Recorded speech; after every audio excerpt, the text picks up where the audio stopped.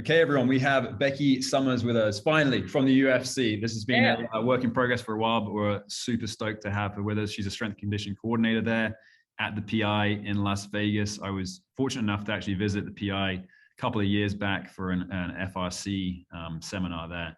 And it's just an awesome facility kind of on the outskirts of Vegas. So great to have you with us. And Becky, I just want to hand over the mic to you. First of all, welcome you. But if you could go ahead and just tell us a little bit about who is Becky Summers, what was your background, and how did you wind up at that awesome institute?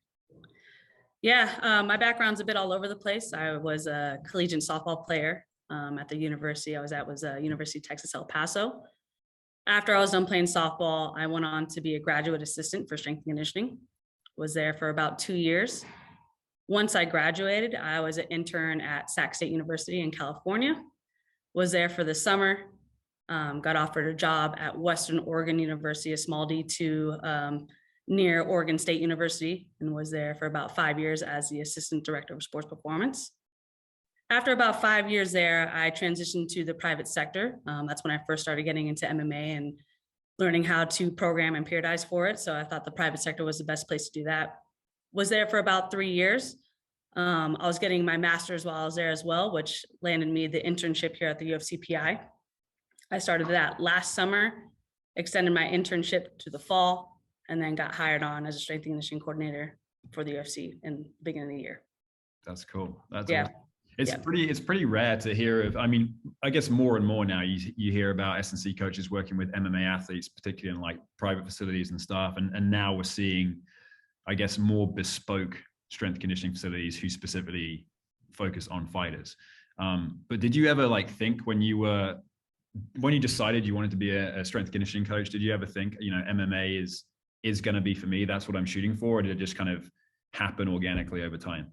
It definitely happened organically over time. I thought I was going to be in the collegiate setting forever. It was just going to build up and be a director somewhere. And that was my end goal.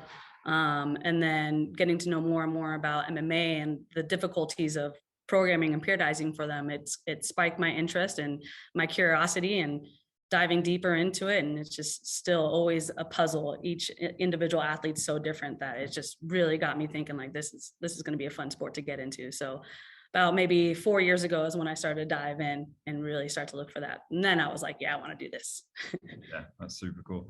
Yeah, I imagine there are so many nuances to working with MMA athletes and fighters in general.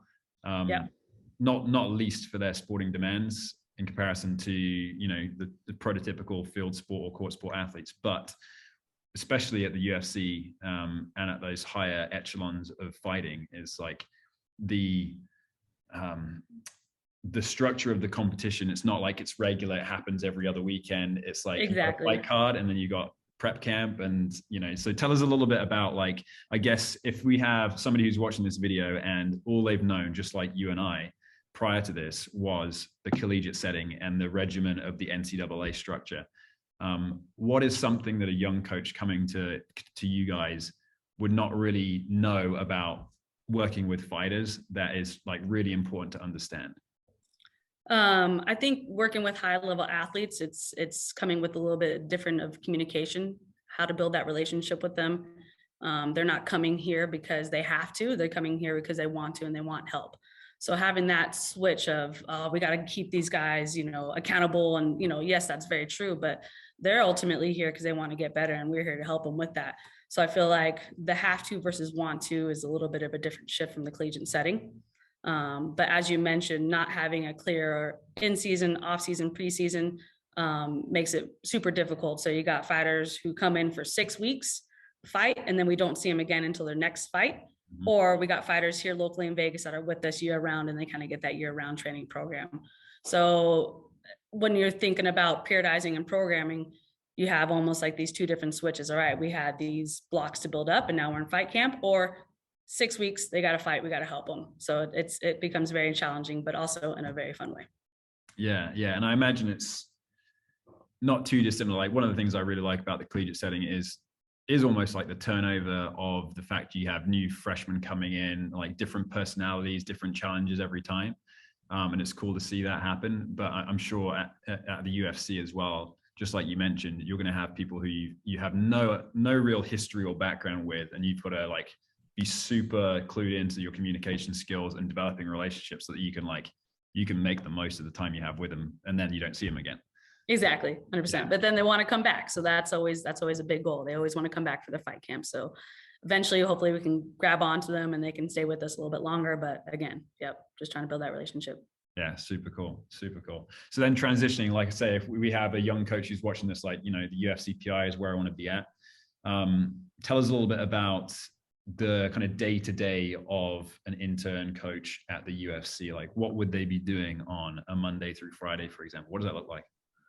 It kind of looks a little different for each individual intern based on their interests. So, of course, the main bulk of their responsibilities is going to be down in the weight room, set up for athletes, breakdown for athletes, assist, shadow, or even lead an athlete through a workout. But if they're interested in PT, we have our PT team. And so maybe as they get used to the strength and conditioning, they can kind of venture off into PT and shadow there. Or if they're more into sports science, they can shadow with sports science. So we try to make this more of an adaptable internship. Therefore, they can get the most of what they want out of it. Of course, strength and conditioning on the floor, helping out will be the bulk, but we have a high performance team here, and being able to communicate with each one of them is a high priority as well. Mm-hmm. Yeah, I mean, it's in the name, isn't it? Performance Institute. You have, it's like a melting pot of multiple high functioning teams within one building, basically. So you have obviously strength conditioning, you have nutrition, and you have really like on-site chefs, right? Basically. Yes. Yeah. What else? PT, you mentioned sports science. Yep. PT, sports science, nutrition, and sports psychology. Sports psych as well. Yeah. Yeah. That's awesome. That's really cool to hear. And then, so in terms of developing coaches specifically for their role as a strength and conditioning coach, and obviously our goal is to try and help them move on ultimately, or as in your case, stay there and become employed. But in terms of the curriculum and how you specifically have chosen to develop coaches, can you talk a little bit about what is on the Connect page below in terms of how do you guide those intern coaches through that learning process? Yeah, so I, just like any strength and conditioning coaches, we kind of take things into phases. So our curriculum here is more about transitioning from one phase to the next. So first 4 week in our curriculum is going to be all about strength and conditioning, MMA periodization, the flow of the setup, working with different athletes, the engagement that is involved with that. And then anything in all between. If we have a project within the strength and conditioning department, we're expecting them to come in and help us out with that.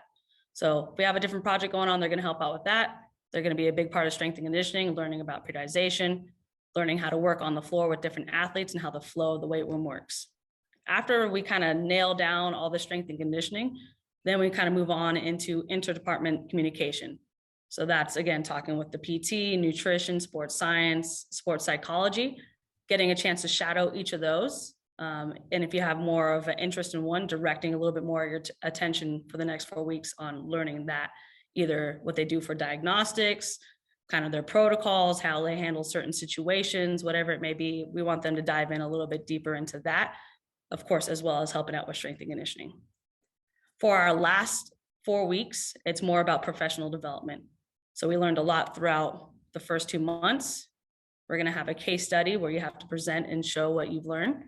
But then also at the same time, we want to kind of help develop them as coaches. So their coaching philosophy, their training philosophy, and any weaknesses that they might have. So if communication is a weakness and they didn't feel like they got that within the second 4 weeks, then we can kind of help them gear that and give them little tasks to help out with communication, even if it's more on periodization, whatever it may be. We just kind of want to make sure by the end of this internship that they are elite level coaches that are employable. Yeah, that's perfect. So I like how you're going to tie things in a bow at the end there and allow enough time to be able to fill any gaps that have been identified in the learning as well. That's cool. So with that final project or presentation that you have, is that, like, for example, with yours, what is it, programming for a fighter? Is it something that's a bit more unique where each intern can choose what they want to present on? Like, what does that look like for you? It's going to be a case study. So it'll be an athlete that we've worked with before, and they're going to take the information from SmarterBase and they're going to evaluate, see where they need to go and kind of program and periodize for that athlete. in quotation. So we'll give them a fake name with real data, and then have to do a whole 8-week fight camp program, present it, and kind of tell us how you put all the pieces of the puzzle together. Justify and defend. Yeah, cool. Yes, exactly. That's good. That's great. So obviously you've had a number of intern coaches come through, and you being one of them, but not speaking about you specifically, but maybe about the classmates you had along with you during your internship and those that you've seen since you've been there at the PI. Can you maybe talk about a couple of your what we might term notable alumni that have moved into the field? Like, where are they now? What are they doing? Maybe if you knew them while they were there, like what were they like when they were there that made them successful at moving on? We have 3 main notable alumni that I can point out. Aaron Cannon, he was an intern in 2018 and then got hired on in 2021 as the performance support manager. He was here while I was interning, and just being able to speak with him, and he kind of gave me a couple of tips along the way, but it's always about taking initiative was his big thing. If you take initiative as an intern, you're going to be in the right direction to be employable and to be an elite level coach. Kyle Lammer, he was the first UFC Performance Institute intern, and he's built up and progressed into being now the strength and conditioning manager here at the UFC Las Vegas location. So that's huge on him, just to kind of see him progress or hear him talk about his progression throughout his career has been pretty amazing. And then we have Alex Friedman. He was an intern as well. I never got a chance to meet him, but he moved on and continued to work with combat sports athlete at Landau's Performance Center in Denver, Colorado. So though I never had the pleasure of interning with them or, coaching them along the way, I've at least had chances to see what this internship can do if you take full advantage of all the information. And if you have initiative to go after it, then big things will come your way.